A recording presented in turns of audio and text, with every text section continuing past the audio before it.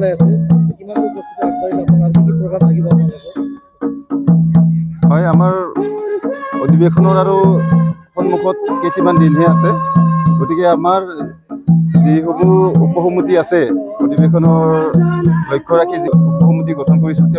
তেওঁলোকৰ নিজা নিজা কামসমূহ পূৰ্ণগতিত চলাই নিছে আৰু মোটামুটি আমি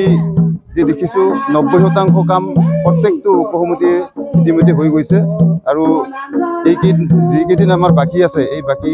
দিনত তেওঁলোকে কামখিনি সম্পূৰ্ণ কৰিব পাৰিব বুলি আমাৰ এটা আশা আছে আৰু আমাৰ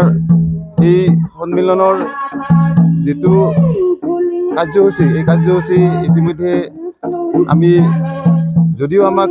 মূল কমিটিয়ে জ্ঞাত কৰে তথাপি আমি কিছু গম পাইছোঁ 2 তাৰিখে ৰাতিপুৱাৰ পৰা ইয়াত প্ৰতিনিধিসকল উপস্থিত হ'ব আৰু প্ৰতিনিধি পঞ্জীয়ন হোৱাৰ পিছতে পুৰুষ মহিলাৰ পৃথকে পৃথকে তেওঁলোকৰ প্ৰতিনিধি সভা আৰম্ভ হ'ব তাৰপিছত 2 তাৰিখ ৰাতিপুৱা পতাকা উত্তোলনকে ধৰি শ্বহীদ তৰ্পণ ডিচি পূজা আৰু দুপৰীয়া 1 বজাৰ লগে লগে মুকলি সভা আৰম্ভ হ'ব আৰু মুকলি সভাত ইতিমধ্যে আমি অসমৰ মন্ত্ৰী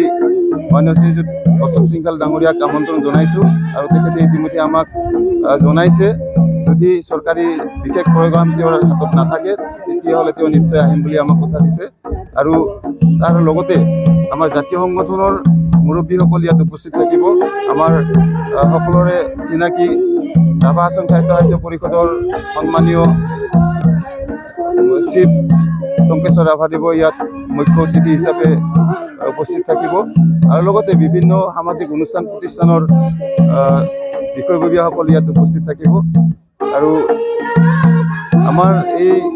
অনুষ্ঠানখনত সংগতি ৰাখি আমি প্ৰদৰ্শনীৰো ব্যৱস্থা কৰিছোঁ লগতে খাদ্য বিপণী বা বিভিন্ন অনুষ্ঠান প্ৰতিষ্ঠানৰ বিপণীসমূহ আমি ইয়াত আমন্ত্ৰণ জনাইছোঁ আৰু আমি আশা কৰোঁ এই অধিৱেশনখন আমাৰ ৰাভা জাতিৰ বিধি ব্যৱস্থাসমূহ অক্ষুণ্ণ ৰাখি এখন সফল অধিৱেশন হ'ব বুলি আমি আশা ৰাখিছোঁ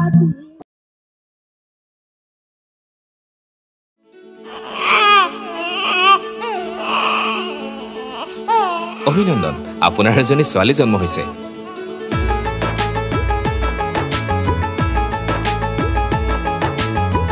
লাহি পাহি এজনী পৰি আহিলে ঘৰখন উজলি